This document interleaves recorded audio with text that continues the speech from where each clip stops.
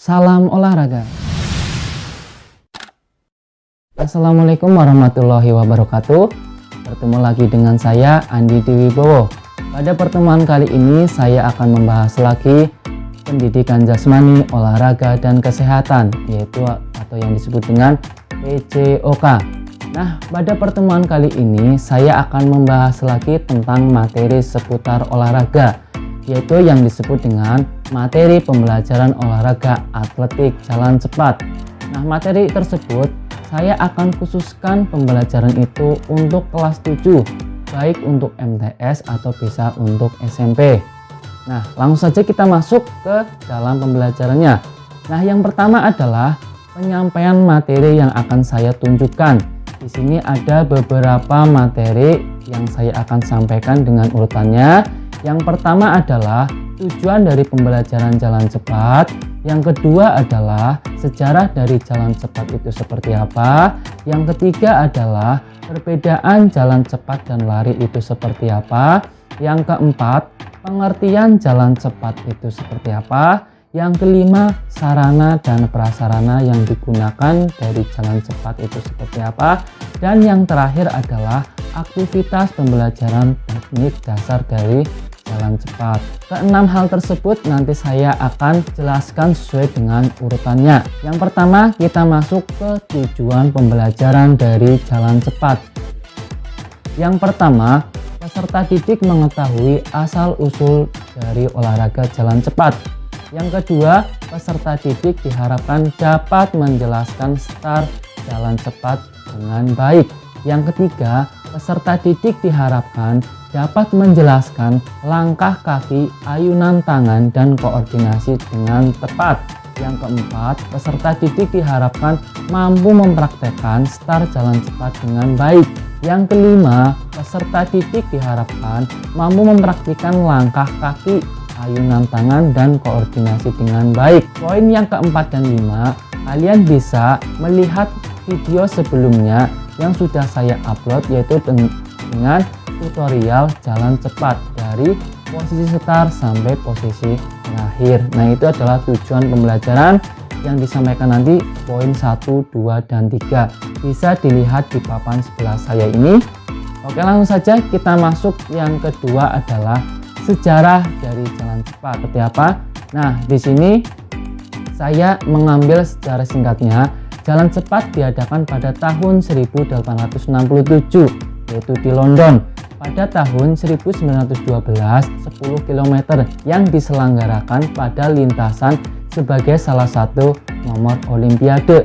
Nah, pada tahun 1976 tercantum nomor jalan cepat, yaitu 20 km yang sejak 1956 dipertandingkan dalam olimpiade juga. Tetapi pada olimpiade tahun 1980, yaitu di Moskwa, jalan cepat ditambah lagi 50 km yang dicantumkan lagi dalam nomor perlombaan, yang tadinya 10 km, 20 km sampai 50 km.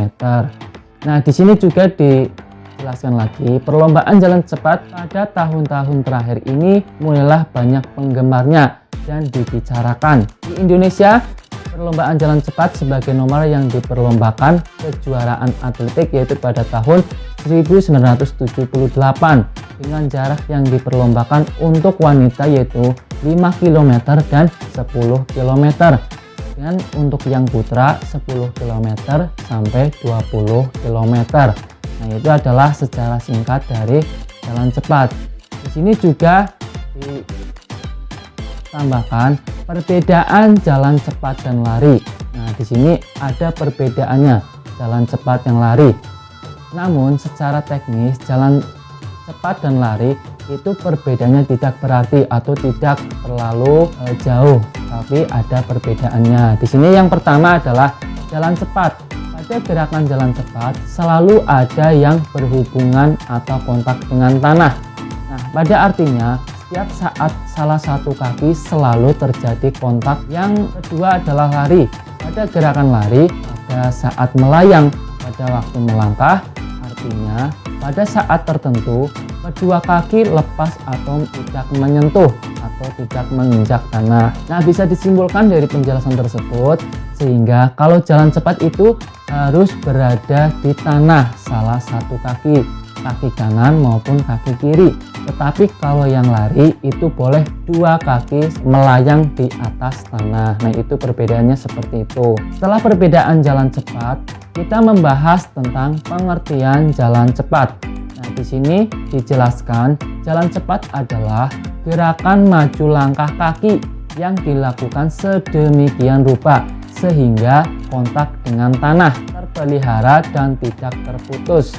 Selama melangkah, kaki yang bergerak maju harus berhubungan atau menyentuh tanah sebelum kaki belakang meninggalkan tanah. Kaki penyangga harus luruskan atau tidak bengkok di lutut. Untuk sekurang-kurangnya saat dalam posisi tegak atau vertikal. Dapat disimpulkan di sini pada gerakan jalan cepat itu yang tadi salah satu kaki itu berada di tanah. Sebelum kaki salah satunya diangkat, kaki yang satunya nggak boleh ikut terangkat, atau salah satu kaki sudah berada di tanah, boleh salah satu kakinya itu diangkat. Pokoknya salah satu kaki harus berada di tanah. Dan posisi bagian lutut diusahakan jangan terlalu ditekuk. Artinya di sini juga harus posisi rileks. Seperti itu adalah pengertian dari jalan cepat. Setelah pengertian, kita masuk ke pembahasan prasarana. Prasarana jalan cepat adalah lintasan dari jalan cepat. Nah, di sini bisa lintasan, bisa di area lapangan. Kalau di area lapangan itu biasanya di sampingnya ada lintasan. Di situ sudah ada gambarnya. Di samping ini saya itu adalah gambar lapangan dari lintasan. Nah, di situ sudah ada pengertiannya. Start 200 meter sudah ada titiknya di situ. Terus garis batas 800 meter, start 1500 meter di posisi tersebut. Terus start 100 meter, start 100 meter juga sama di posisi tersebut. Selanjutnya start 400 meter, 800 meter dan 10.000 meter. Oh ya, untuk yang 100 meter itu adalah 110. Nah, itu bisa diralat nanti ya. Nah, untuk zona-zonanya sudah tertera di situ. Itu adalah area lapangan. Untuk lintasan kejuaraan atau pertandingan itu adalah biasanya itu di area lapangan yang sudah standar internasional. Biasanya areanya di samping lapangan sudah ada batasan-batasan dari garis-garisnya. Itu adalah prasarana yang digunakan dari jalan cepat. Setelah prasarana, kita akan membahas yang utama, yaitu aktivitas pembelajaran teknik dasar jalan cepat. Nah, di sini yang utama adalah kita harus memahami tekniknya. Kalau kita tidak bisa memahami, kita tidak bisa lancar dalam melakukan gerakan jalan cepat. Nah, yang pertama adalah kita yang membahas aktivitas pembelajaran teknik dasar start pada jalan cepat. Start perlombaan jalan cepat dilakukan dengan start berdiri ya, berbeda dengan start mungkin sprint dan lain sebagainya, itu biasanya menggunakan start jongkok. Bisa dilihat di samping papan saya ini. Nah, pada umumnya yang pertama pada aba-aba bersedia. Nah, pada posisi ini berada di bagian belakang garis start, yaitu dengan posisi siap, dengan posisi berdiri. Dan aba-aba ya, segeralah langkahkan kaki kanan ke depan dan terus berjalan. Cara melakukan start umum pada jalan cepat. Selanjutnya kita bahas tentang aktivitas pembelajaran gerak dasar jalan cepat. Yang pertama adalah aktivitas pembelajaran langkah atau langkahan kakinya di sini. Dimulai dengan mengangkat paha kaki ayun ke muka, lutut terlipat, tungkai badan bergantung ke muka. Bersamaan dengan ayunan kaki tersebut, kaki tumpu menolak dengan mengangkat. Unit selanjutnya, ujung kaki tumpu lepas dari tanah, berganti menjadi kaki ayun. Selanjutnya, di sini dibahas aktivitas pembelajaran kecondongan badan ke depan, ayunan lengan. Tadi kita bahas langkahnya, kita langsung bahas ke bagian ayunan, yaitu siku dilipat kurangnya lebih 90 derajat. Ayunan lengan arahnya lebih maju, gerakan lengannya seirama dengan langkah kaki. Selanjutnya yang C adalah aktivitas pembelajaran gerak spesifik finish atau memasuki garis finish. Tidak ada gerakan khusus untuk finish, umumnya jalan terus hingga melewati garis finish. Untuk memperoleh langkah-langkah yang tidak sampai terangkat hingga melayang, maka pemindahan berat badan dari satu kaki ke kaki lain nampak jelas pada gerakan panggulnya, yaitu adalah pembahasan dari spesifik memasuki garis finish. Nah, oke, kita langsung masuk ke pembelajaran aktivitas pembelajaran fase-fase jalan cepat, yaitu di sini memahami tentang gerakan spesifiknya. Yang A adalah aktivitas pembelajaran gerak dasar fase tumpuan dua kaki. Nah, di sini dibahas yang pertama, fase gerakan tumpuan dua kaki terjadi sangat singkat ya. Pada saat kedua kaki menyentuh tanah, pada saat itulah pula berakhirnya dorongan yang diikuti gerakan tarikan. Tarikan lebih lama dan menyebabkan gerakan perlawanan antara bahu dan pinggul. Nah, itu adalah pembahasannya. Di bawah ini bisa dilihat gambar contoh gerakan pembelajaran fase jalan cepat. Selanjutnya kita masuk ke dalam aktivitas pembelajaran gerak dasar fase tarikan kaki. Nah, di sini dijelaskan fase gerakan tarikan dimulai setelah gerakan terdahulu selesai. Yang kedua, gerakan ini dilakukan oleh kaki depan akibat dikerja tumit dan koordinasi seluruh bagian badan. Yang terakhir, gerakan ini selesai apabila badan berada di atas kaki penompang. Nah, di situ sudah ada gambarnya, saya sudah jelaskan dengan menggunakan gambarnya juga. Kurang paham, bisa dilihat di video pembelajaran sebelumnya tentang cara melakukan jalan cepat. Selanjutnya ada lagi aktivitas pembelajaran gerak dasar fase relaksasi, yaitu relax ya.